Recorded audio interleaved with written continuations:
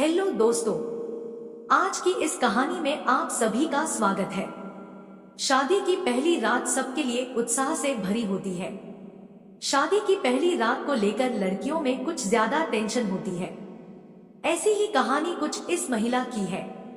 महिला ने बताया कि जब वह दूध का गिलासा लेकर कमरे में गई। पढ़े पूरी कहानी। जब मैं हाथ में दूध का गिलास लिए बेडरूम में घुसी, अब तक सब कुछ वैसे ही था जैसा मैंने सोचा था, लेकिन मुझे बिल्कुल भी आभास नहीं था कि मुझे कुछ ही देर में जोरदार झटका लगने वाला है। सपनों के मुताबिक जब मैं कमरे में आती हूँ तो मेरा पति मुझे कसकर गले लगाता है, कि बौछार कर देता है और सारी रात मुझे प्यार करता रहता है। लेकिन वास्तविकता में जब मैं कमरे में घुसी, उससे पहले ही वो सो चुका था। तब 35 की उम्र में मैं थी। मेरे लिए ये बेहद तकलीफ भरा था। ऐसा लगा कि मेरे पूरे अस्तित्व को मेरे पति ने नकार दिया हो। कॉलेज के दिनों में ही नहीं, ऑफिस में भी मैंने कई लड़कों और लड़कियों के बीच गहरी दोस्ती देखी थी। वो अपने पार्टनर के कंधों पर अपना सिर टिकाए होते, हाथ पकड़े घुमा करते थे। तब मैं सोचती थी कि काश मेरे साथ भी कोई होता। मुझे अपनी जिंदगी में ऐसे ही किसी साथी की तमन्ना नहीं करनी चाहिए थी। मेरा एक बड़ा परिवार था, 4 भाई, 1 बहन और वृद्ध माता पिता। इसके बावजूद मुझे हमेशा अकेलापन महसूस होता था। मेरे सभी भाई बहन शादीशुदा थे और उनका अपना परिवार था। कभी कभी मुझे लगता कि क्या वो मेरी परवाह भी करते हैं, कि मेरी उम्र बढ़ रही है और मैं अभी तक अकेली हूँ। मेरे दिल में भी प्यार की इच्छाएं थी, लेकिन यह तन्हाइयों से घिरा हुआ था। कभी कभी मुझे लगता कि यह केवल इसलिए है क्योंकि मैं मोटी हूँ। क्या मर्द मोटी लड़कियों को नापसंद करते हैं? क्या मेरे वजन की वजह से मेरा परिवार मेरे लिए जीवन साथी नहीं ढूंढ पा रहा है? क्या मैं हमेशा अकेली ही रहूंगी? ये सवाल हमेशा ही मेरे मन में घूमते रहते। आखिरकार जब मैं 35 साल की हुई तो किसी तरह एक 40 वर्षीय आदमी मुझसे शादी करने के लिए सामने आया। उससे मिलने के दौरान मैंने उन्हें अपनी भावनाओं के विषय में बताया, लेकिन उन्होंने कभी इस पर ध्यान नहीं दिया और ना ही इसका कोई जवाब दिया। वो थोड़े परेशान दिखे। वो नीचे की ओर देखते हुए चुपचाप बैठ गए और केवल अपना सिर हिलाते रहे। मैंने सोचा कि आजकल महिलाओं से ज्यादा पुरुष शर्मीले होते हैं और मेरे होने वाले पति भी कोई अपवाद नहीं है। शायद इसलिए उन्होंने कोई जवाब नहीं दिया। लेकिन शादी की रात हुई उस चीज ने मुझे उलझन में डाल दिया। मुझे नहीं पता कि उसने ऐसा क्यों किया। जब अगली सुबह मैंने उनसे पूछा तो उन्होंने कहा कि वो ठीक नहीं थे, लेकिन आगे भी कुछ नहीं बदला। हमारी दूसरी, तीसरी और कई रातें ऐसे ही बीती। मैंने जब अपनी सास को यह बताया तो उन्होंने भी मेरे पति का बचाव किया। उन्होंने कहा वह शर्मीला है, उसे बचपन से ही लड़कियों से बात करने में झिझक रही है। उसने लड़कों के स्कूल में पढ़ाई की है।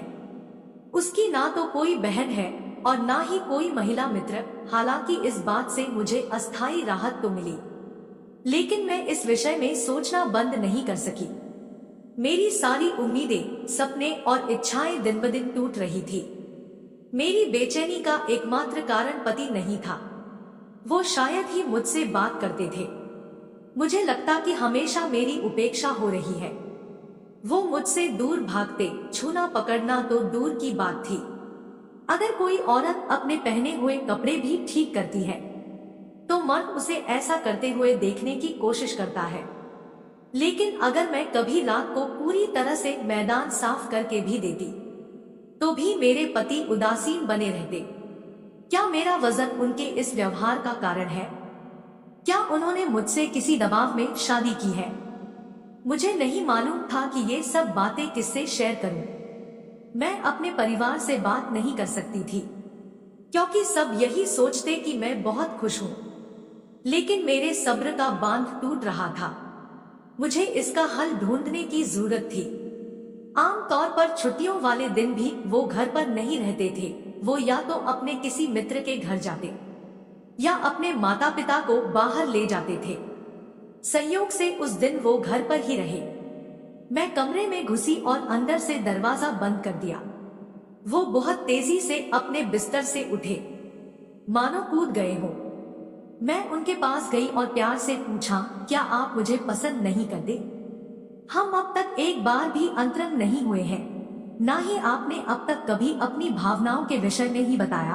आखिर आपकी समस्या क्या है? उन्होंने झटके से जवाब दिया, मुझे कोई समस्या नहीं है। जब उन्होंने यह कहा तो मैंने सोचा कि यह मौका है उनके करीब जाने और अपनी तरफ उन्हें आकर्षित करने का। मैंने उनसे बातें करना शुरू की। मैंने सोचा कि इससे उन पर कोई असर होगा, लेकिन उन पर कोई असर हो नहीं रहा था। उनमें इसका कोई भाव भी नहीं दिख रहा था। मुझे नहीं पता था कि किससे इस बारे में पूछना चाहिए, लेकिन यह बात मुझे परेशान करती थी कि जैसे किसी स्त्री की सुंदरता के बारे में पुरुष आकलन करते हैं, मैं क्यों अपने पति के गुणों का आकलन नहीं कर सकती? अगर मुझे उससे कुछ उम्मीदें हैं तो यह गलत क्यों है? फिर मुझे एक दिन ये पता चला कि वो इस प्रॉब्लम में थे और डॉक्टर ने हमारी शादी से पहले ही इसकी पुष्टि कर दी थी। वो और उसके माता पिता सब कुछ जानते थे, लेकिन मुझे अंधेरे में रखकर मुझसे धोखा किया गया। मुझे सच्चाई का पता चल गया तो उन्हें शर्मिंदगी महसूस हुई। फिर भी उन्होंने अपनी गलती कभी स्वीकार नहीं की। समाज हमेशा महिलाओं की छोटी से छोटी गलती को बढ़ा चढ़ाकर पेश करता है, लेकिन अगर किसी मर्द की कोई गलती हो तो भी उंगलियां महिलाओं की ओर ही उठती है। मेरे रिश्तेदार ने मुझे सलाह दी, प्यार ही जीवन में सब कुछ नहीं है, तुम बच्चा गोद लेने का विचार क्यों नहीं करते? मेरे ससुराल वालों ने मुझसे विनती की, अगर लोगों को सच्चाई पता चल जाएगी तो ये हम सभी के लिए बहुत शर्मिंदगी की बात होगी। मेरे परिवार ने मुझसे कहा, यह तुम्हारा भाग्य है, लेकिन इस दौरान मेरे पति ने जो कहा उससे मुझे बेहद ठेस पहुंची। उन्होंने कहा, तुम्हें जो अच्छा लगता है वो करो, किसी और के साथ प्यार कर सकती हो, मैं तुम्हें परेशान नहीं करूंगा और ना ही किसी को इसके बारे में बताऊंगा। अगर उससे तुम्हें प्यार हो जाए तो मैं उसे अपना नाम देने के लिए तैयार हूँ। किसी भी औरत को अपने पति के ऐसे विचारों को नहीं सुनना चाहिए। वो बेईमान था और वह खुद के और अपने परिवार के सम्मान को बचाने के लिए ऐसा कह रहा था। वो मेरे पैरों पर गिरकर रोने लगा और कहा, प्लीज इसे किसी को मत बताना और न ही मुझे तलाक देना। उसने जो सुझाया वो मैं सोच भी नहीं सकती थी। अब मेरे पास केवल एक ही विकल्प था, या तो मैं उसे छोड़ दूं या उसे अपना जीवन साथी मानकर अपनी इच्छाओं का त्याग कर दूं। अंत में मेरी भावनाओं की जीत हुई। मैंने अपने उस तथाकथित पति का घर छोड़ दिया। मेरे माता पिता ने मुझे स्वीकार नहीं किया।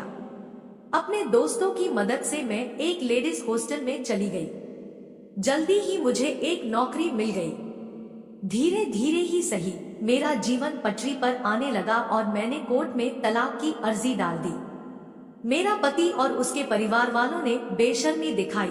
उन्होंने सच्चाई को छुपाते हुए शादी टूटने की आड़ में मुझ पर ही शादी के बाद केस बनाने का आरोप मढ़ दिया। मैं लड़ी और अपनी मेडिकल जांच करवाई। 3 साल लग गए, लेकिन आखिरकार मुझे तलाक मिल ही गया। मुझे ऐसा लगा जैसे कि मेरा पुनर्जन्म हुआ है। आज मैं 40 की हो गई हूँ और अब भी मैं ठीक हूँ। इस दौरान मुझसे कई मर्दों ने संपर्क किया। वो सोचते थे कि मैंने अपने पति को इसलिए छोड़ा क्योंकि उनसे मुझे प्यार मेरा नहीं मिलता था और वे मुझसे वो सब करना चाहते थे। यह मेरे बारे में गलत और बकवास बातें थी। मैं ऐसे मर्दों से दूर रहने की कोशिश करती। इनमें से कोई मुझसे शादी या समर्पित रिश्ता कायम नहीं करना चाहता था। मैं अपनी इच्छाओं, सपनों और भावनाओं को केवल उनके साथ शेयर करना चाहती हूँ। जो मर्द मुझसे प्यार करे, मेरी परवाह करे, मेरी भावनाओं को समझे और जीवन भर मेरे साथ रहना चाहे, मैं उस मर्द का इंतजार कर रही हूँ। तब तक मैं अपने दोस्तों से उनके अपनी लाइफ के बारे में बातें करके ही खुश हूँ और जब भी मेरे दिमाग में प्यार की बात आती है तो इसके लिए वेबसाइट मेरे सबसे अच्छे दोस्त हैं। वैसे लोगों की कमी नहीं है जो उससे मुझे आंकते हैं। मैं मानती हूँ कि ऐसे लोग समझते हैं कि महिलाएं बेजान वस्तु है, जबकि महिलाओं में भी बहुत सी संवेदनाएं होती है। ये चैनल किसी भी अवैध गतिविधियों को बढ़ावा या प्रोत्साहित नहीं करता है। इस चैनल के द्वारा प्रदान की गई सभी सामग्री केवल ज्ञान और शैक्षिक उद्देश्य के लिए है। दोस्तों, उम्मीद है आप सभी को ये कहानी पसंद आई हो। अगर पसंद आई हो तो वीडियो को लाइक और ऐसे वीडियो देखने के लिए हमारे चैनल को सब्सक्राइब जरूर करें। धन्यवाद।